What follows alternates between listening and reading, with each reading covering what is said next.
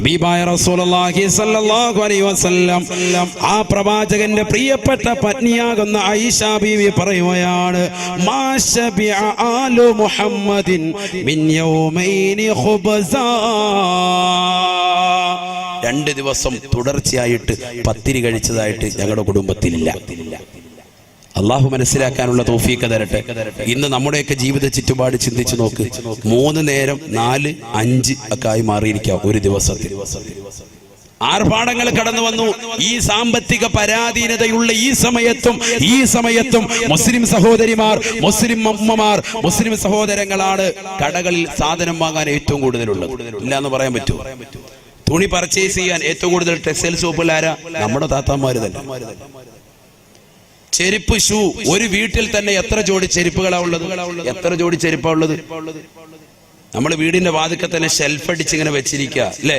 എത്ര ജോഡി ചെരുപ്പാണ് അതിലുള്ളത്? ഒന്ന് ഓരോരുത്തരും ചിന്തിച്ചു നോക്ക്. വില കൂടിയ ചെരുപ്പ്, ലെതറിന്റെ ചെരുപ്പുകൾ ഇങ്ങനെ ഇരിക്കുകയാണ്. 2000-ന്റെയും 3000-ന്റെയും പല കമ്പനികളും, എഗോസിന്റെ കമ്പനി ഉൾപ്പെടെയുള്ള എല്ലാ കമ്പനികളും ഉൾപ്പെടെയുള്ള ചെരുപ്പുകളുണ്ട്. ഇതൊക്കെ 1-2 പ്രാവശ്യം ഇട്ടിട്ട് മാറ്റി അങ്ങനെ വെച്ചിരിക്കുക. ആരും ഉപയോഗിക്കുന്നില്ല, ആർക്കും കൊടുക്കൂല. പഴയ ഡ്രസ്സുകളൊക്കെ പഴയ കാലത്തിൽ കൊച്ചാപ്പാട മക്കൾ, ഇളാപ്പാട മക്കൾ, മുത്താപ്പാട മക്കൾ ഇന്നതൊക്കെ വലിയ കുറച്ചില്ല. അത് വാങ്ങുന്നത് കുറച്ചിലായി മാറിയില്ല. ഇന്ന് അവർക്കൊന്നും വേണ്ട, കൊടുക്കുമ്പോൾ പറയും വേണേ 2 ചട്ടം നമ്മൾ തരാം. ചെറുപ്പക്കാർക്ക് എല്ലാവർക്കും, സഹോദരങ്ങൾ ഉൾപ്പെടെ ഓരോരുത്തരും ചിന്തിക്കുക, എത്ര ജോഡി ഡ്രസ്സ് നമുക്കുണ്ട്, എത്ര ജോഡി ചെരുപ്പുകളുണ്ട്. ഓരോരുത്തരും അവനവന്റെ കണക്കെടുക്കും. സഹോദരിമാര് ചിന്തിക്കും, എത്ര മിടിയും ടോപ്പുണ്ട്, എത്ര ചുരിദാറുണ്ട്, എത്ര പർദ്ദയുണ്ട് ഓരോരുത്തർക്കും. അള്ളാഹു മനസ്സിലാക്കാനുള്ള ബോധം തരട്ടെ. ഹബീബായ റസൂലുള്ളാഹി സ്വല്ലല്ലാഹു അലൈഹി വസല്ലമ തങ്ങളുടെ പ്രിയപ്പെട്ട ഭാര്യയായ ആയിഷ സിദ്ദീഖ റളിയല്ലാഹു അൻഹ പറയുകയാണ്, ഞങ്ങളുടെ വീട്ടിൽ പട്ടിണിയാണെന്ന് മാത്രമല്ല, അടുത്തുള്ള അനുയായികൾ തെറ്റിദ്ധരിക്കാൻ വേണ്ടി, പ്രവാചകന്റെ കൂട്ടുകാര് തെറ്റിദ്ധരിക്കാൻ വേണ്ടി, അഥവാ പ്രവാചകന്റെ വീട്ടിൽ ഭക്ഷണമുണ്ടെന്ന് മനസ്സിലാക്കാൻ വേണ്ടി അടുപ്പിൽ പഴയ തുണി കത്തിച്ചുകൊണ്ട് അടുപ്പിലൂടെ പുക വെളിയിലേക്ക് വിടുമായിരുന്നു അത്രേ. പഴയ തുണി എടുത്തിട്ട് അടുപ്പിലിട്ട് കത്തിച്ചിട്ട് അതിന്റെ പുക ഇങ്ങനെ വെളിയിക്കൂടെ വിടും അടുപ്പിലൂടെ. എന്തിനാ? അയൽവാസികൾ മനസ്സിലാക്കട്ടെ, നബിയുടെ കുടുംബത്തിൽ ഇന്നും കുഴപ്പമൊന്നുമില്ല, നല്ല ഫുഡാണെന്ന് മനസ്സിലാക്കട്ടെ. ഇതൊക്കെ നമ്മുടെ സമൂഹത്തിലുണ്ട്, നമ്മുടെ അയൽവാസികളുണ്ട്. അവരും ഇത്തരത്തിൽ അടുപ്പിൽ ഇങ്ങനെ പോയിക്കും. കാരണം എന്താ? അഭിമാനശതും ഭയന്നിട്ട് ഇവിടെ ഭക്ഷണമൊക്കെ ഉണ്ടെന്ന് കരുതിക്കോട്ടെ എന്ന് കരുതിയിട്ട് പോയി നോക്കുമ്പോൾ അറിയാം അവരുടെ കലത്തിൽ എന്താണുള്ളത്. അങ്ങനെ പോയി നോക്കിയില്ലേ ഒരു വ്യക്തി, സയ്യിദുനാ ഉമർ ബിൻ ഖത്താബ് റളിയല്ലാഹു തആല അൻഹു ഹബീബായ നബി തങ്ങളുടെ വീട്ടിലേക്ക് കടന്നു ചെല്ലുകയാണ്. ബഹുമാനപ്പെട്ട ഉമർ ബിൻ ഖത്താബ് തങ്ങളുടെ പ്രിയപ്പെട്ട മകളാകുന്ന ഹഫ്സ ബീവിയുടെ ഊഴമായിരുന്നു അന്നത്തെ ദിവസം. അഥവാ പ്രവാചകൻ ഹഫ്സ ബീവിയുടെ കൂടെ കഴിയുമ്പോ ബഹുമാനപ്പെട്ട ഉമർ ബിൻ ഖത്താബ് തങ്ങൾ അങ്ങോട്ട് കടന്നു ചെല്ലുകയാണ്. റസൂലുള്ളാഹിയുടെ അടുക്കൽ വന്നുകൊണ്ട് സലാം ചൊല്ലി അള്ളാന്റെ റസൂലിനെ നോക്കുമ്പോ ഹബീബായ നബി തങ്ങൾ കടക്കുന്നത് ഈന്തപ്പന ഓല വിരിച്ചതാകുന്ന പായയിലാണ്. അല്ലാ, ഹബീബായ നബി തങ്ങളുടെ സുന്ദരമായ ആ പൂമേനിയിൽ ഈന്തപ്പന ഓലകളുടേതാകുന്ന അടയാളങ്ങൾ പ്രവാചകന്റെ ശരീരത്തിൽ കാണാമായിരുന്നു. ഇത് കണ്ടപ്പോ ബഹുമാനപ്പെട്ട ഉമർ ബിൻ ഖത്താബ് റളിയല്ലാഹു തആല അൻഹു പൊട്ടിക്കരയുകയാണ്. അടുക്കളയിലേക്ക് പോയി നോക്കുമ്പോ ഹബീബായ നബി തങ്ങളുടെ വീടാ. ആരാണ് പ്രവാചകർ സഹോദരങ്ങളെ? അറബ് നാട്ടിലെ മാമലകൾ മുഴുവനും കനക കൊട്ടാരമായിട്ട് തിരുസവിധത്തിൽ തരട്ടെ എന്ന് ജിബ്രീൽ എന്ന മാലാഖ വന്നുകൊണ്ട് ചോദിക്കുമ്പോ വേണ്ട എന്ന് പറഞ്ഞുകൊണ്ട് പരിത്യാഗത്തിന്റെ ആത്മീയ വലയത്തിലേക്ക് ഉൾവലിഞ്ഞ ഹബീബ് മുഹമ്മദ് മുസ്തഫ ആ പ്രവാചകന്റെ വീട്ടിലെ അവസ്ഥയാണ്. ഉമർ ബിൻ ഖത്താബ് റളിയല്ലാഹു തആല അൻഹു നബിയെ നോക്കുമ്പോ പട്ടിന്റെ മെത്തയില്ല, നബിയെ നോക്കുമ്പോ തേക്കിന്റെ കട്ടിലില്ല, നബിയെ നോക്കുമ്പോ സുന്ദരമായ തലയിണയില്ല. പ്രവാചകൻ കിടക്കുന്നത് ഈന്തപ്പന ഓല വിരിച്ചതായ വിരിപ്പിലാ. ആ വിരിപ്പിൽ നിന്ന് ഉമർ ഇബ്നുൽ ഖത്താബ് തങ്ങളെ കണ്ടപ്പോ എണീറ്റിരുന്ന പ്രവാചകന്റെ പുറത്ത്, പ്രവാചകന്റെ ഭൂമേനിയിൽ അടയാളങ്ങൾ ഉണ്ടായിരുന്നുവെന്ന് ഉമർ ഇബ്നുൽ ഖത്താബ്. കരയാതെ മുഅ്മിനേ, കരയാതെ മുസ്ലിമേ, ഈ ചേർത്തും നമുക്ക് കേൾക്കാൻ പറ്റുമോ? ഈ ചരിത്രം നമുക്ക് കേൾക്കാൻ പറ്റുമോ? ഉമർ ഇബ്നുൽ ഖത്താബ് റളിയല്ലാഹു തആല അൻഹു അടുക്കളയിലേക്ക് ചെല്ലുകയാണ്. ഹഫ്സ ബീവിയുടെ അടുക്കലേക്ക് ചെല്ലുകയാണ്. തന്റെ പ്രിയപ്പെട്ട പൊന്നുമോളാണ്, പൊന്നുമോളാ. മകൾ എന്താണ് ഭർത്താവിന് വെച്ചു കൊടുക്കുന്നതെന്ന് നോക്കാൻ ചെന്നപ്പോ ആ വീട്ടിലുള്ളത് അല്പം ശഈർ മാത്രമാണ്, അല്പം തൊലി ഗോതമ്പ് മാത്രമാണ്. ആർക്കും വേണ്ടാത്ത ചണ്ടിയാകുന്ന തൊലി ഗോതമ്പ് മാത്രമാണ് ആ വീടിന്റെ മൂലയിൽ അല്പം കണ്ടത്. അത് കണ്ടപ്പോ ഉമർ ഇബ്നുൽ ഖത്താബ് തങ്ങൾക്ക് സഹിച്ചില്ല. ഫബകാ ബുകാഅൻ ശദീദാ, അതിശക്തമായ രീതിയിൽ പൊട്ടിക്കരഞ്ഞുകൊണ്ട് വിലപിച്ചുകൊണ്ട് പ്രവാചകന്റെ അടുക്കലേക്ക് കടന്നു വന്നുകൊണ്ട് ഉമർ ഇബ്നുൽ ഖത്താബ് തങ്ങൾ ചോദിച്ചു പോയി, യാ റസൂലല്ലാഹ്, യാ റസൂലല്ലാഹ്, ഫിദാക അബീ വ ഉമ്മീ, ഫിദാക അബീ വ ഉമ്മീ. എന്റെ വാപ്പയും എന്റെ ഉമ്മയും എന്റെ മാതാപിതാക്കളും അവിടുത്തേക്ക് ദണ്ഡം നബിയേ. കിസ്റാ വ കൈസറു യനാമാനി അലാ ഫിറാശി ഹരീർ വ അൻത റസൂലുള്ളാഹ്. കിസ്റയുടെയും കൈസറിന്റെയും അധികാരങ്ങളിൽ ഏറിയിരിക്കുന്നതാകുന്ന ക്രൈസ്തവർ നേതാക്കൾ അവർ അതിസുന്ദരമാകുന്ന രീതിയിലാണല്ലോ അവരുടെ ജീവിതത്തെ കൊണ്ടുപോകുന്നത്. അവർ പട്ടുമെത്തയിൽ ഉല്ലസിക്കുകയാണല്ലോ.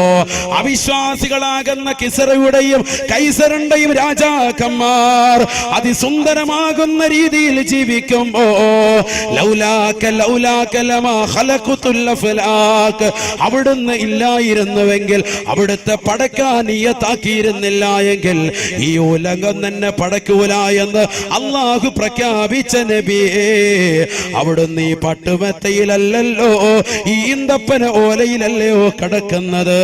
ഇതെനിക്ക് സഹിക്കുന്നില്ല എന്ന് ഉമർ ഇബ്നുൽ ഖത്താബ് തങ്ങളെന്ന പ്രവാചക പ്രേമി പറഞ്ഞു പോയപ്പോ ഹബീബായ നബി തങ്ങള് ഉമർ ഇബ്നുൽ ഖത്താബ് തങ്ങളെ ചേർത്ത് പിടിച്ചുകൊണ്ട് പൊട്ടിക്കരയുന്ന ഉമറിന്റെ കാതിനോട് പറയുകയാ, ഉലൈക ഖൗമുൻ ഉജ്ജിലത് ലഹും സവാബു ദുനിയാ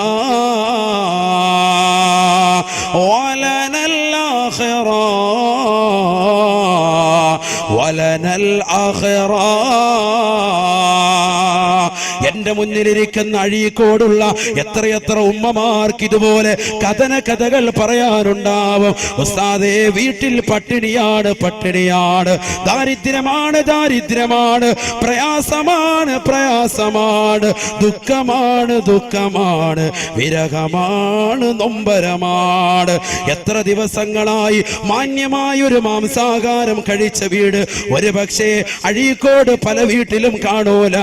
പക്ഷെ ദീനിനെ സ്നേഹിക്കുന്നവരാണ്, ആലിമീങ്ങളെ സ്നേഹിക്കുന്നവരാണ്, മുത്തഅല്ലിമീങ്ങളെ സ്നേഹിക്കുന്നവരാണ്, അവർക്ക് ഭക്ഷണം കൊടുക്കാൻ മനസ്സുള്ളവരാണ്, അവരോട് ഐക്യദാർഢ്യം പ്രഖ്യാപിക്കുന്നവരാണ്. പാവപ്പെട്ടതാകുന്ന മാലിക് ബിൻ ദീനാർ ട്രസ്റ്റിൻ്റെതാകുന്ന യുവാക്കൾക്ക് പിന്തുണയായി മനസ്സുകൊണ്ട് ശരീരം കൊണ്ട് സാമ്പത്തികമായി നിലനിൽക്കുന്നതാകുന്ന ജനങ്ങളെ, എന്റെ പ്രിയപ്പെട്ട ഉമ്മമാരെ, പഠിക്കണേ, പഠിക്കണേ. ഹബീബായ നബി തങ്ങളുടെ വീട്ടിലുള്ള പട്ടിണിയാണ്, പ്രവാചകന്റെ വീട്ടിലെ നൊമ്പരമാ. ഉമർ ഇബ്നുൽ ഖത്താബ് തങ്ങളോട് നബി തങ്ങൾ പറഞ്ഞു പോയി, ഉമറേ, ഉമറേ, ഉലൈക ഖൗമുൻ ഉജ്ജിലത് ലഹും സവാബു ദുനിയാ.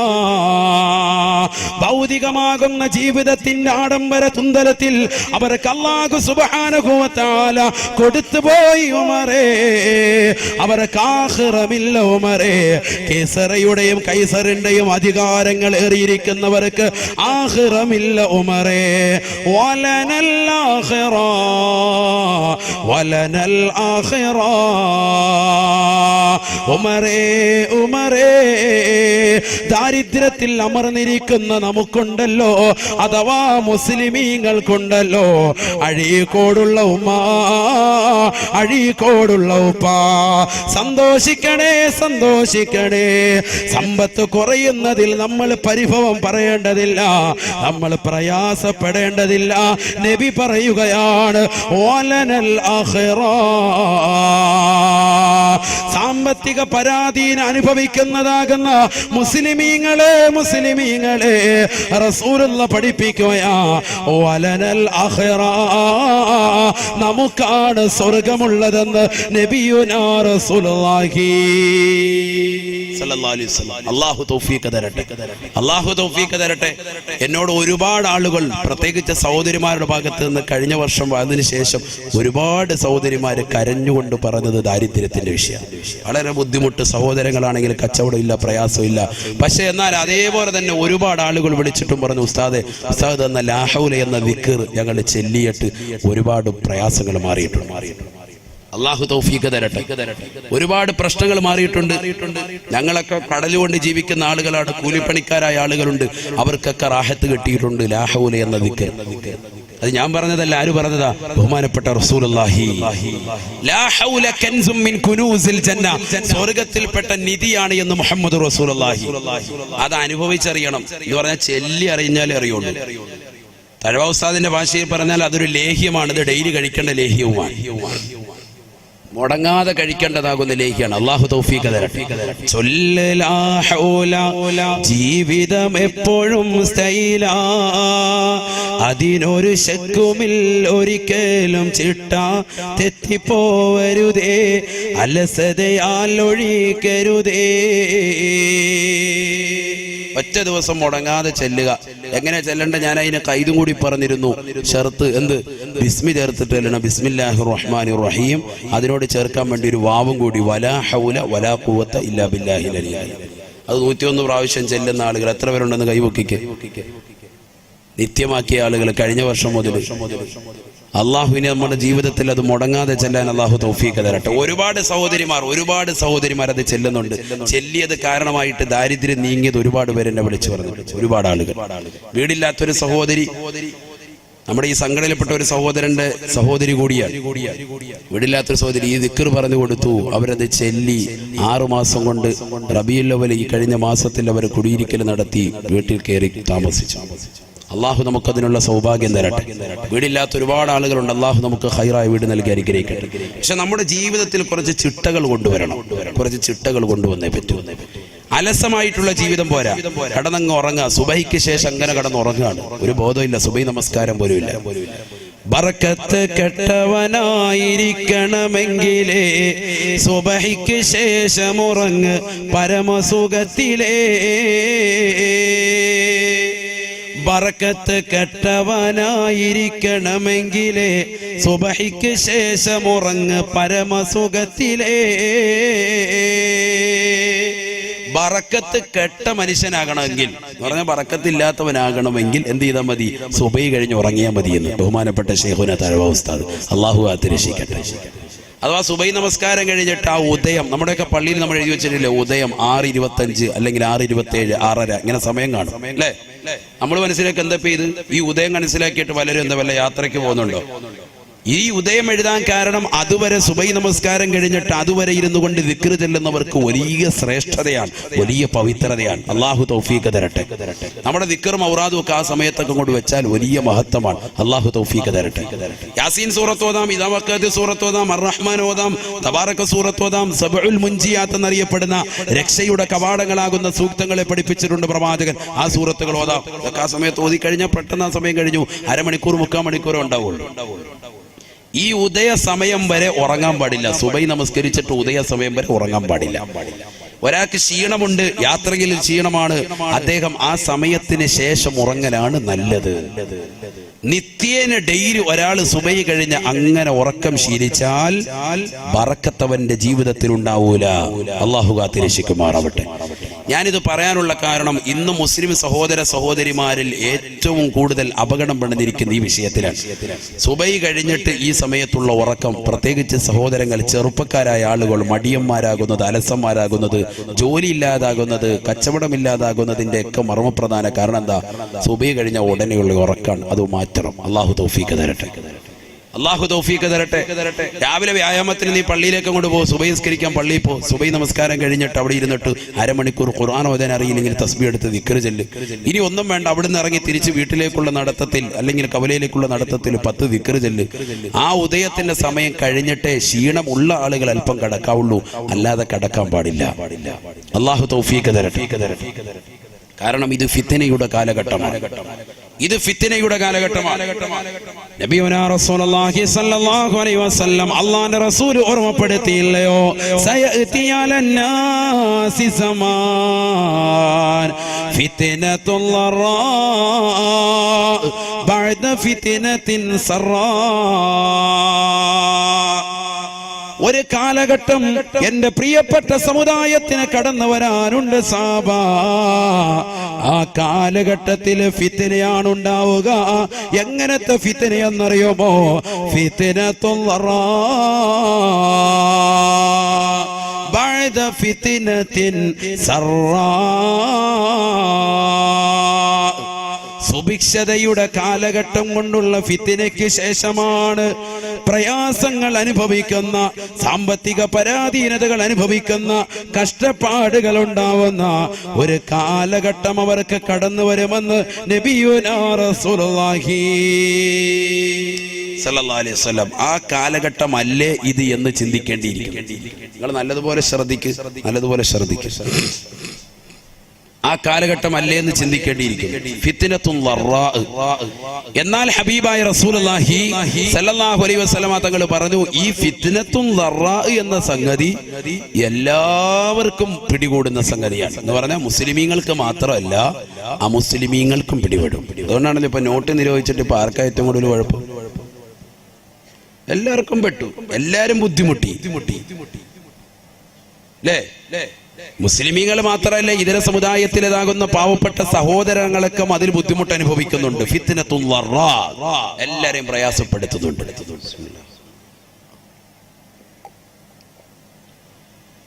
ഇപ്പൊ ന്യൂ ഇയറിന്റെ തന്നെ വാർത്ത എന്താ? പെട്രോളിനും ഡീസലിനും വില കൂട്ടി.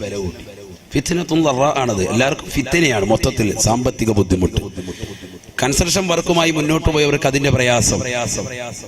അതുപോലെ തന്നെ വീട് എടുക്കാൻ വേണ്ടി ജോലിക്കാര് പണി അന്വേഷിച്ചുകൊണ്ട് എത്രയോ സഹോദരങ്ങളാണ്. ബംഗാളികളൊക്കെ നാട്ടിൽ നിന്ന് അങ്ങോട്ട് തിരിച്ചു പോവാൻ, റിട്ടേൺ പോവാൻ.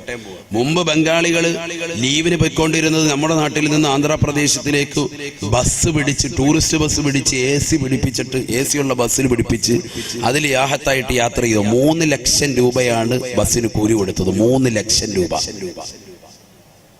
കോട്ടയത്ത് നിന്ന് യാത്ര പോയതാണ്, നമ്മുടെ നാട്ടിലെ കുമ്മനത്ത് നിന്ന് യാത്ര പോയതാണ്. ഞാനത് പറയാൻ കാരണം നമ്മുടെ ഒരു സഹോദരനാണ് അതുമായി ബന്ധപ്പെട്ടത് കൊടുത്തത്, എല്ലാം കറക്റ്റ് ചെയ്ത് കൊടുത്തത് കൊണ്ടാണ്.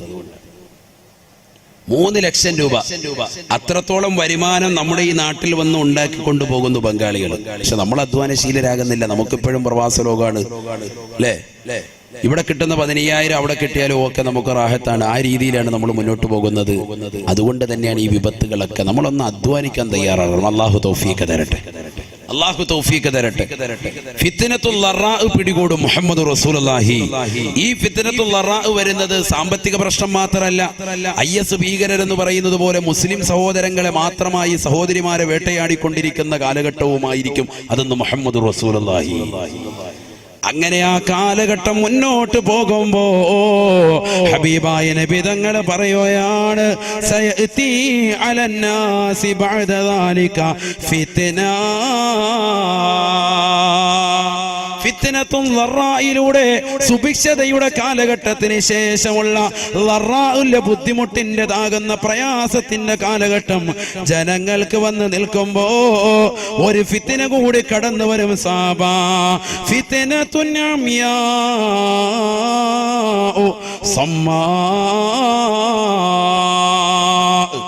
കണ്ണും കാതും അടപ്പിക്കുന്ന ഫിത്നയായിരിക്കും അതെന്ന് നബിയുനാ റസൂലുള്ളാഹി. കണ്ണും കാതും അടപ്പിക്കുന്ന ഫിത്തിനയാണ് രണ്ടാമതായി കടന്നു വരിക. നമ്മൾ ചിന്തിച്ചു നോക്ക്, ഞാൻ വെറുതെ പറയല്ല, നമ്മുടെ ഈ കാലഘട്ടത്തിന്റെ അവസ്ഥ ചിന്തിച്ചു നോക്ക്.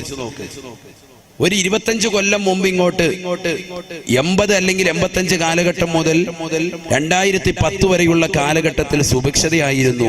വീടില്ലാത്ത പലർക്കും വീട് വെക്കാൻ തൗഫീക്ക് കിട്ടി.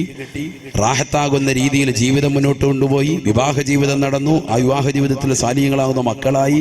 നല്ലൊരു വാഹനമുള്ളവരുണ്ട്, നല്ല വീട് വെച്ചവരുണ്ട്, നല്ല കുടുംബം, നല്ല അന്തരീക്ഷത്തിൽ പോകുന്നവരുണ്ട്, ബിസിനസ് റാഹത്തായ നിലയിൽ പോകുന്നവരുണ്ട്. ആ ഒരു കാലഘട്ടമായിരുന്നു.